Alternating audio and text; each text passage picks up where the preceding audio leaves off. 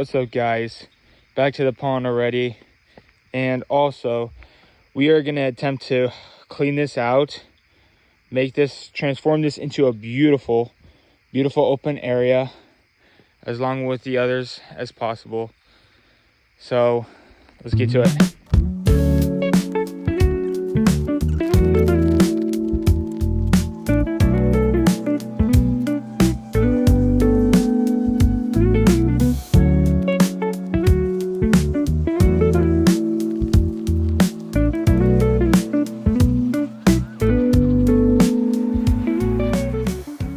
So guys, I have finished over here, and this is what the after looks like.